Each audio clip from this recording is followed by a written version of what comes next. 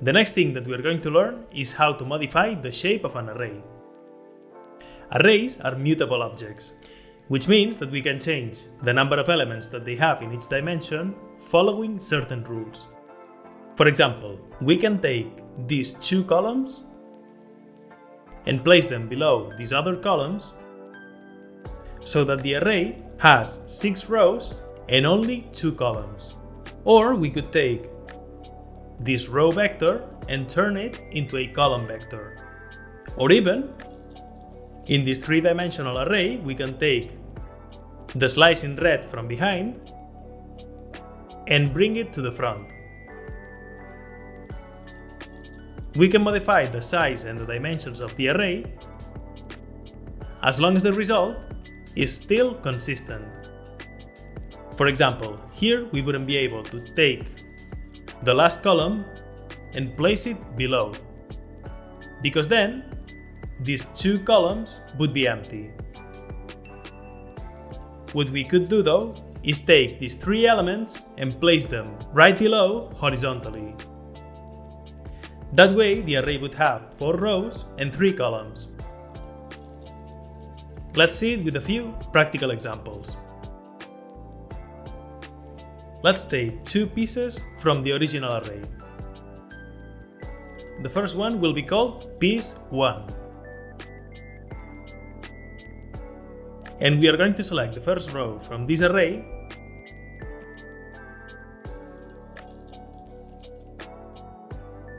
and the columns from the second until the 5th. The 5th not included.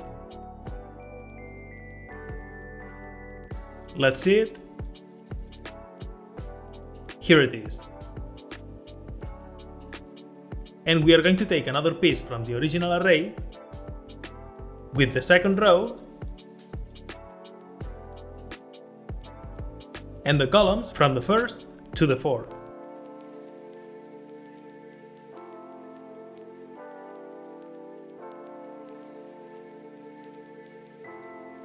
Let's execute this cell, and here it is. The second, third, and 4th element of the second row of the original array. And with these 2 sections from the original array, we are going to demonstrate some array manipulations. The first one is to stack them vertically. That is, to place this row on top of this row. For that, we can use the vstack method and give it as argument a collection of arrays. In this case, we'll give it a tuple with the 2 arrays that we want to stack vertically.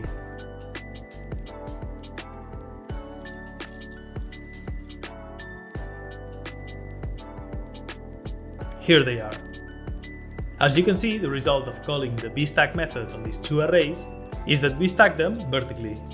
There's an analogous function called hstack, which creates a horizontal stack with the arrays that we give it as input.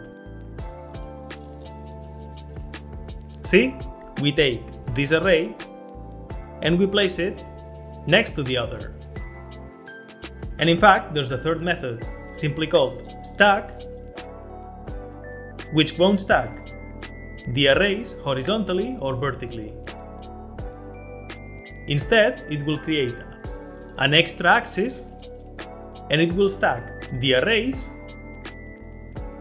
along this new axis. See? Now instead of 2 axes, the resulting array has 3. And the old arrays have been stacked along the new axis. If we call the ndim attribute from the resulting array, we'll see that it has 3 dimensions.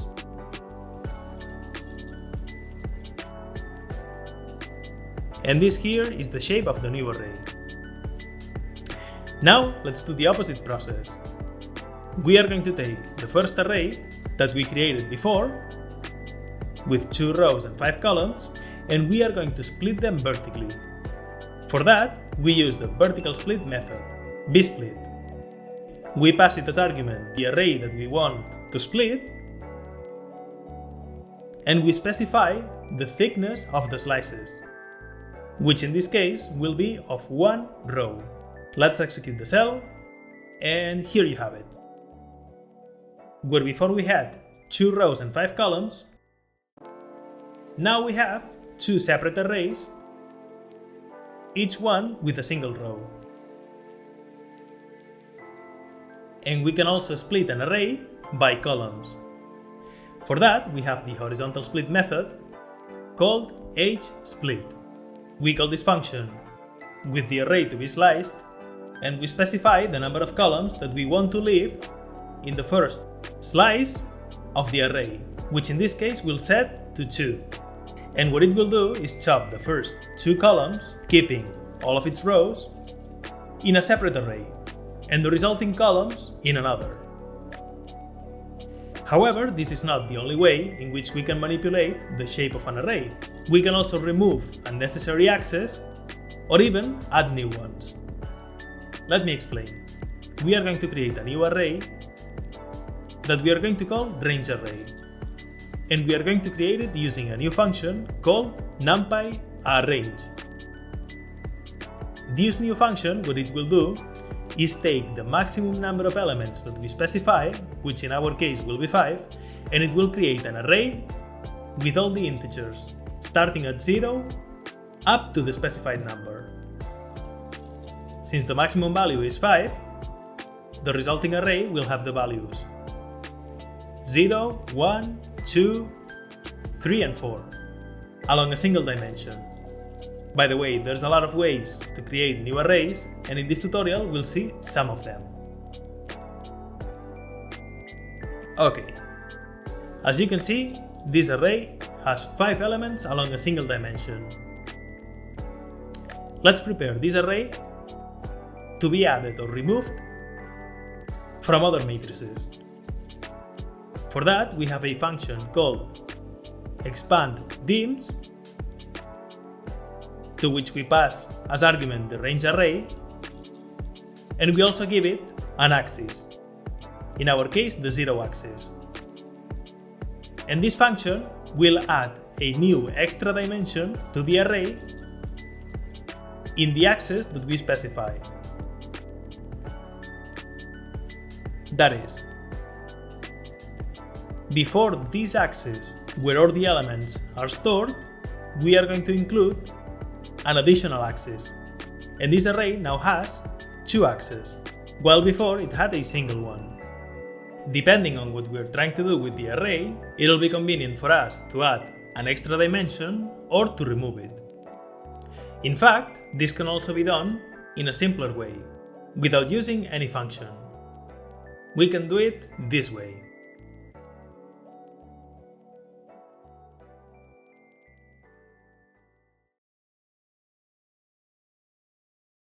All we have to do is index the array, passing the numPy.newaxis variable in the position that we want. In our case, in the 0th position. And in the next axis, we pass a colon, which will take all the elements from the original array. And we also could have converted the original array into a column vector. To do that, the only thing that we have to do is pass axis equal to 1 to the expandDims function. And here's the result. As you can see, it's a 2-dimensional array with 5 rows with a single column. In other words, a vector column. What we've done is inside the first dimension, that is inside this dimension here, we've added an extra axis that wraps every single one of the elements. And we could have also done this using np.newaxis, changing only the location of this value in the indices. That is, what we're doing in this line here is take all the elements from the original array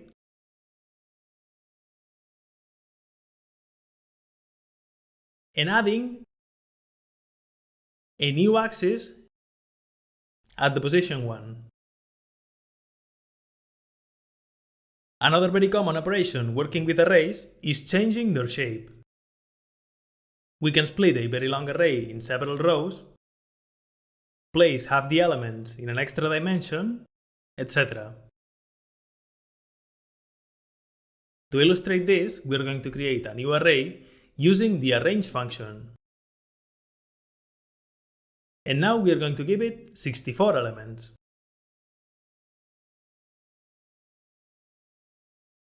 Here it is.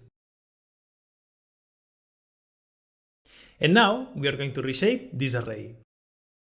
We write NumPy Reshape,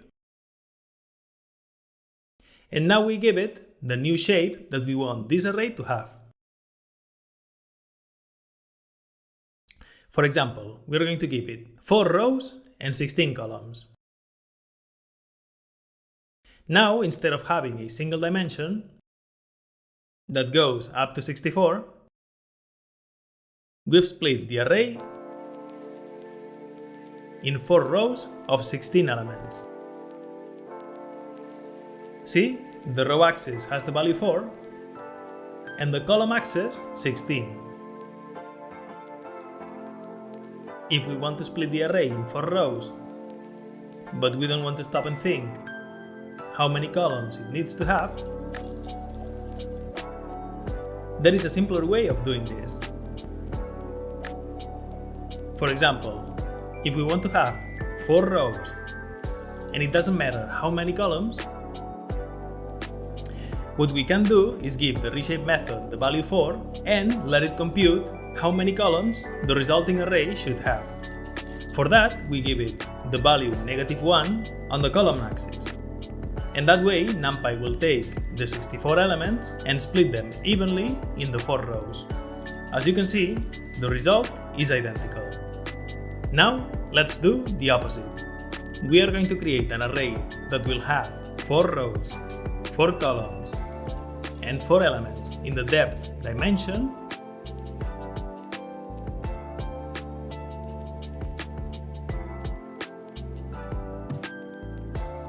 which will look like this, like a 4x4x4 cube. And now what we are going to do is the opposite. We are going to flatten this array. For that, we use the flatten function and we give it the array as input. Here you have it. As you can see, we went from having a cube to a completely flat array.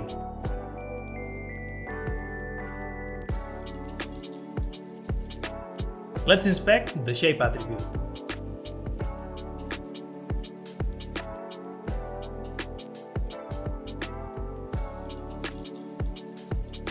And here it is. The first one was a 4x4x4 array, and the second one has a single dimension with 64 elements.